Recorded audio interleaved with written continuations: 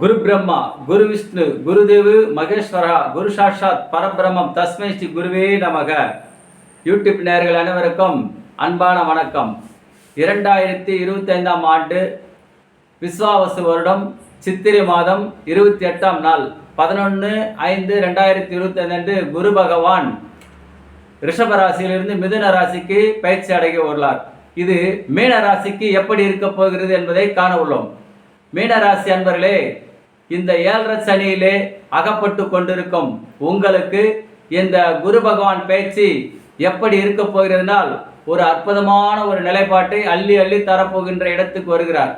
பொதுவாக உங்கள் ராசிக்கு அதிபதியான குரு பகவான் 3ஆம் இடத்திலே அமர்ந்திருந்தார். இதை தீதிலாதூர் 3லே துரின் படை மாண்டது என்று கூறுவார்கள். தற்போது 4ஆம் இடம் சென்று அமர்கிறார். பொதுவாக உங்கள் ராசி, அதாவது மீன ராசிக்கு 1க்கும் 10க்கும் அதிபதியானவர், அதாவது மீனராசிக்கும் தனுசுக்கும் அதிபதியான குரு பகவான் 4ஆம் இடம் என்று சொல்லக்கூடிய கேந்திரஸ்தானம், இதை சதுர கேந்திரம் என்று கூறுவார்கள். அங்கு அமர்ந்து அற்புதமான ஒரு யோகங்களை மீன ராசிக்கு அள்ளி அள்ளி தரப்போகிறார். பாருங்கள், நல்ல ஒரு முன்னேற்றம், கொடுக்கல் வாங்கலில் ஒரு புகழ், செல்வாக்கு அனைத்தும் தேடி வருகின்ற ஒரு காலமாக அமைகிறது. ஏனென்றால் அவர் நாளிலே அமர்ந்து உங்கள் ராசிக்கு 12ஆம் இடமான கும்ப ராசியை பார்வை செய்கிறார். கும்பத்திலே யார்? குரு பகவான் பார்வை பதிவதனால் அங்கு சனி பகவானையும் ராகு பகவானையும் பார்ப்பது ஒரு அற்புதமான, இது கோட்டீஸ்வர யோகம் என்று கூட சொல்லலாம்.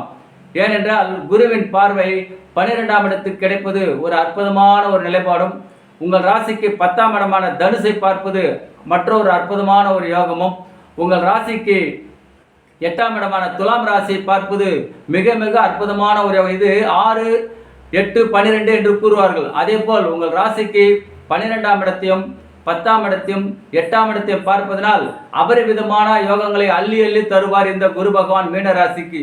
உங்கள் ராசிக்கு நல்ல ஒரு அதிர்ஷ்டமான நேரம். அரசியலில் உயர் பதவி கிடைக்கப் போகிறது, அரசாங்கத்தில் உயர் பதவி கிடைக்கப் போகிறது, உடலில் இருந்த சோர்வு நோய்கள் நீங்க போகிறது, கடன் சுமை தீரப்போகிறது, நீங்கள் கேட்டதெல்லாம் கிடைக்கும், நினைத்ததெல்லாம் நடக்கும். ஏனென்றால் பொன்னவன் 4ஆம் இடத்திலே அமர்ந்தது நல்ல ஒரு அற்புதமான யோகம். உங்கள் ராசி அதிபதி 12ஆம் இடத்தை பார்வையிடுவதனால் விரயம் அனைத்தும் கட்டுக்குள் வரும். அதே சமயம் 10ஆம் இடத்தில் அமர்ந்த நீங்கள் தேடிய வேலையோ அல்லது நீங்கள் வீடு ரிப்பேர் செய்ய வேண்டும் நினைத்தால் வீடு ரிப்பேர் செய்வதோ, புதிய வாகனம் வாங்க வேண்டும் என்றால் நினைத்தால் அது வாங்குவதோ, பழைய வண்டியை கொடுத்து புதுப்பித்தலோ அல்லது புது வண்டி வாங்குதலோ, மேலும் 8ஆம் இடத்தை பார்வையிடுவதனால் எதிர்த்தொலை மறைமுகமாக உள்ள எதிர்த்தொலை ஓடும், நோய்கள் தீரும், கடன் சுமை தீரும், கொடுக்கல் வாங்கல் இருந்த சிக்கல்கள் வரும், மறைமுக சூழ்ச்சிகள் அனைத்தும் ஓடோடி விரட்டி விட்டு அடிக்கக்கூடிய அளவு குருவின் பார்வை பதிவதால் எதிரிகள் ஓடோடி விடுவார்கள், உங்களை கண்டு அஞ்சுவார்கள் அல்லது சமாதானத்துக்கு வருவார்கள். நீண்ட நாட்களாக இழுபறியில் இருந்த வழக்குகள் வெற்றி தரும், கொடுக்கல் வாங்கல் இருந்த சிக்கல்கள் தீரும். வெளிநாடு சென்று வர வேண்டி நீங்கள் நினைத்திருந்தால் அங்கு சென்று நல்ல ஒரு பணம் திரட்டுவதற்கு ஒரு யோகமாக இருக்கும். சிக்கல்கள் அனைத்தும் சீராகிவிடும். ஏனென்றால் குருவின் பார்வை சுபஸ்தானமான 10ஆம் இடத்தை பார்ப்பதனால் பணம் பல வகையில் ஒரு 10லே வந்து ஒரு பொதுவாக சொல்வார்கள், 10ஆம் இடத்துக்கு குரு பார்வை வந்தால் பணக்கார ஜாதகம் என்று கூறுவார்கள். 10ஆம் இடம் என்பது ஜீவனஸ்தானம், தொழில் ஸ்தானம், கர்மஸ்தானம். அங்கு அமர்ந்து இருப்பதனால் பணம் பல வகையில் வரும், ஒன்றுக்கும் மேற்பட்ட தொழில் நடக்கும், கூட்டு தொழில் சிறப்பாக இருக்கும், கொடுக்கல் வாங்கல் இருந்த குழப்பங்கள் நீங்கும், கொடுக்கல் வாங்கல் இருந்த அதாவது வரவேண்டிய பணங்கள் வசூலாகும். இப்படி பல உண்டு. அதே சமயம் உங்கள் ராசிக்கு 7.5 சனி தாக்கத்தில் இருந்து நீங்கள் சில தொழில்கள் தடையும், சில உடல் ஆரோக்கியங்கள் இருந்திருக்கும், அது அத்தனை நீங்கும்.